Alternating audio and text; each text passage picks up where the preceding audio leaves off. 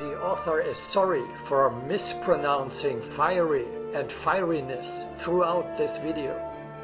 Please understand fury as fiery and fieriness as fieriness.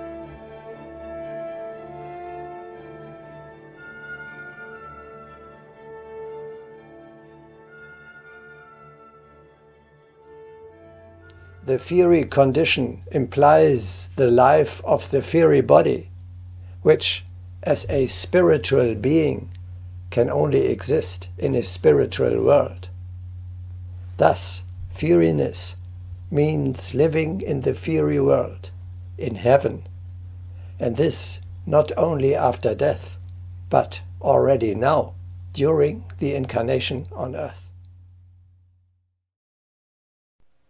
Fantastic! How is that supposed to work? How should I live in heaven and on earth? Just as man, consisting of physical, subtle and fiery body, is an inseparable unit, so the three worlds, material, subtle and fiery world, are an inseparable unit as well. Therefore, we must not split up and think, today I am a body that lives on earth, and tomorrow a soul that goes to heaven. No, of course, your supra-temporal individuality exists already today, even during the earthly incarnation. Thus, the better view is: as a hybrid, half material, half spiritual being, man lives with his body on earth and with his soul in heaven, and that at the same time. You are never only on earth, but always half absent, namely in spirit, in your supramundane home. However, this is true only if your fiery body is already sufficiently developed. A small soul which has only just shaped its subtle body to some extent does not reach in the pyramid of the worlds beyond the lower near-earth layers of the subtle world. A great soul, on the other hand, is a giant who has his feet on earth and his head, the fiery body, in the fiery world. In the fiery state, in ecstasy, that is the title of this painting by Nicholas Roerich, you reach into heaven. Exactly that makes your greatness. Now we understand why small, coarse souls have no access to heaven, not because St. Peter refuses them entry, but because they have not yet developed the tool that enables them to dwell in this highest sphere.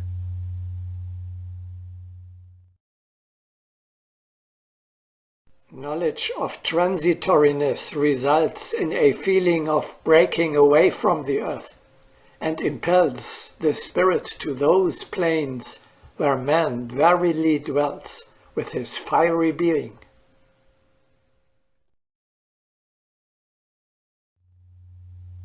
Let us make this clear with the help of some pictures. The tools, the bodies, are on earth or in the subtle world, while the driver, the soul, is at the same time in heaven, in the fiery world. The whole team forms an inseparable unit. You are the marionette, which has to play a role in the material world, and at the same time the puppeteer, who steers his vehicle from a higher level, that is, controls its thinking, feeling, speaking and acting.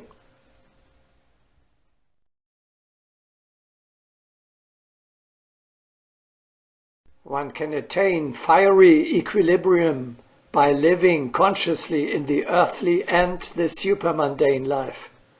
But one should not think that one need only immerse oneself in the supermundane world to achieve equilibrium. On the contrary, one should actively apply all one's forces to the earthly existence, but with the understanding that this effort is needed for supermundane achievement.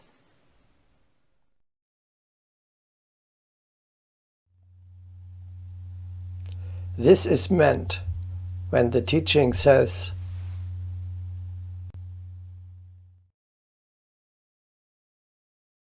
the Agni Yogi verily lives in two worlds.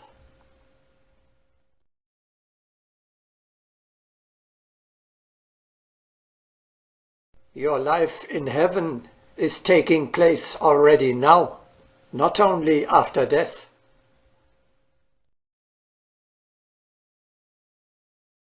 Again, that is pretty abstract. How can I put that into practice? Watch again the broadcasting the path of the inner temple.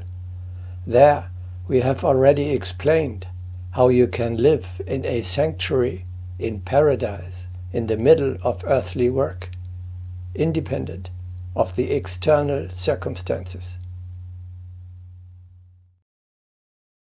Attachment is the magic word.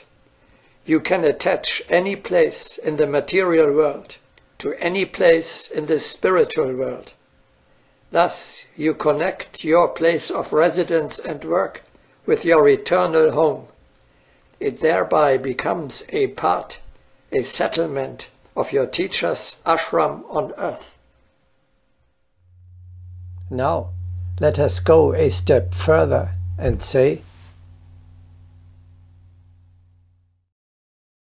every moment you can participate in the life of the supra-temporal community to which you belong, in the life of your soulmates, your teacher, your spiritual father, your classmates, and your disciples.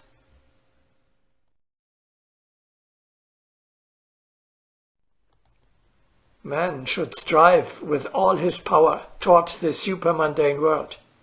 He should develop such a consciousness that he feels like a participant in the life of the supermundane world at every hour.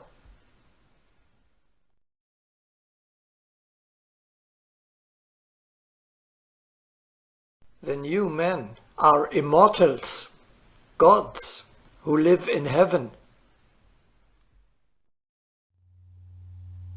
You never leave your heaven, not even while on earth. There, on the second, the higher, the subtle, the inner level of reality, takes place your true existence, the life of your soul.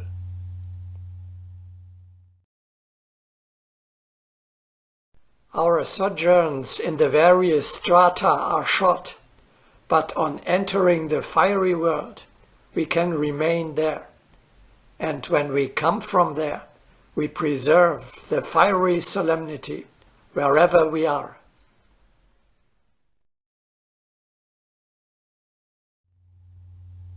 If you live in heaven already now, how completely natural and easy will it be to ascend to this highest sphere after death?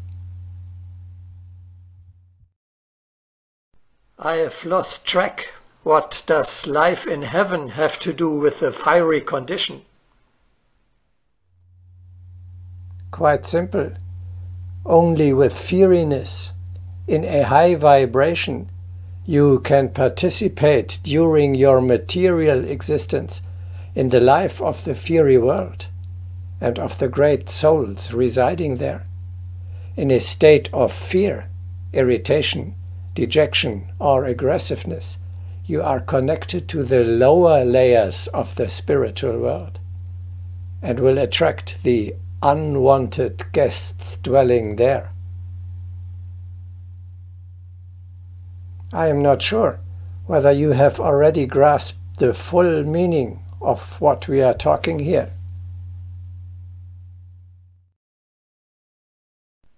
fiery condition, you are really living in paradise. In the highest world you can possibly imagine, your dreams come true. There is no greater happiness, no higher achievement. Nothing should drag you down from this height. So far, we have viewed things like this. During the day, you descend from your heaven down to hell, to the lowlands of the material world that are alien to your soul, and return to the top in the evening. Now, let us go a step further and say,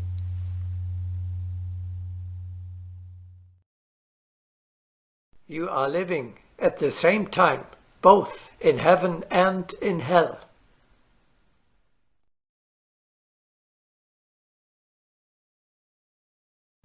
Learn to live simultaneously in both the earthly and the supermundane worlds.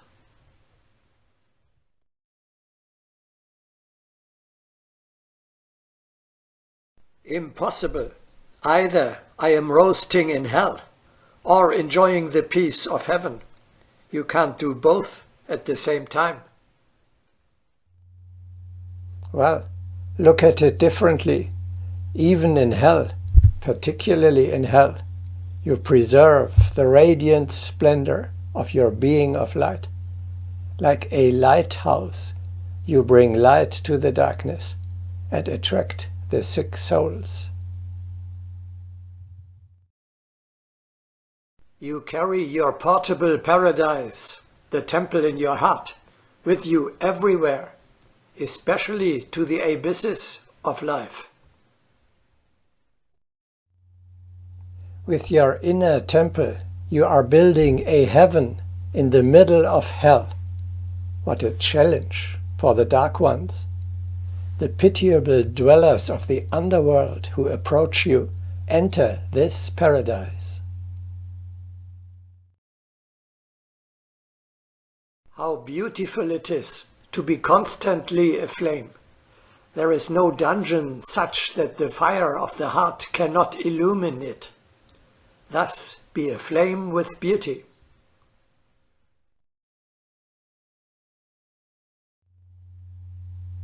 Thus heaven and hell are connected and form an inseparable unit. Hell is only the very lowest level of the pyramid of the world. Wherever you are, no matter how deep down, there prevails a heavenly atmosphere. The gate to paradise is open. If Jesus was able to descend to hell and to appear there with a radiant robe of light, you too can learn to solve the much simpler task of maintaining your fieriness in normal, earthly, everyday life. Sometimes it is beautiful with us, then heaven and earth merge. But when things get infernal on the material level, there is an awful tension. Man, who lives in both spheres, and whose mission it is to connect them, must do a tremendous split to bridge the gap, whereby he threatens to be torn apart. That is why one speaks with good reason of today's torn up man.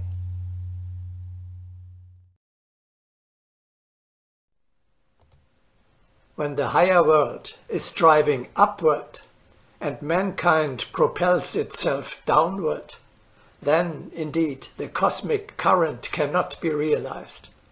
Therefore, disharmony rules in the world.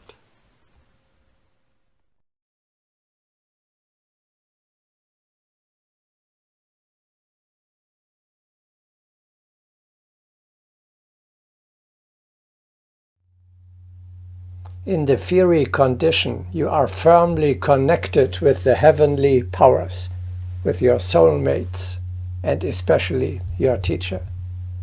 From this connection, you draw strength, joy, consolation, knowledge, and guidance.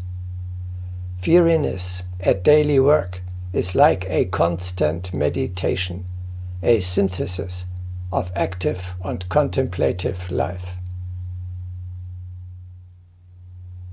In a state of high vibration, you are attuned to the vibrations of the Supreme World.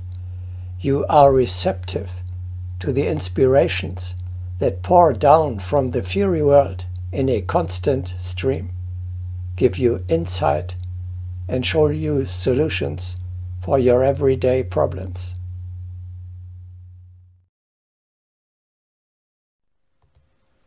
There may also be cases of fiery illumination. The fiery world brings us flashes of illumination, similar to lightning flashes in the coarse manifestation of a thunderstorm. Just as thunderstorms always supply Earth with a purified store of prana, so does the fiery world constantly pour out waves of influences. It is a pity that the receivers are few, but if one were to begin to exercise the consciousness for communion with the fiery world, then such a receiver could naturally assert himself.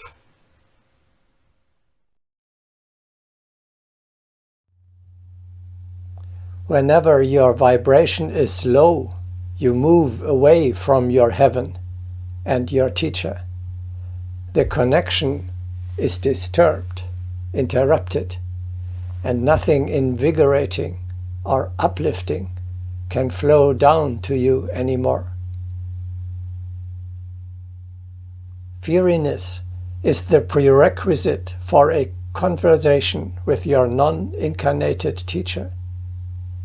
The crown or bell chakra at the top of your head, which is responsible for the communication with the higher world, begins to open. Only in the Fury state are your senses so refined and sharpened that you can communicate with beings from the Fury world. The Transfiguration, in which Christ spoke to Moses and Elias, is a biblical example of a fiery state.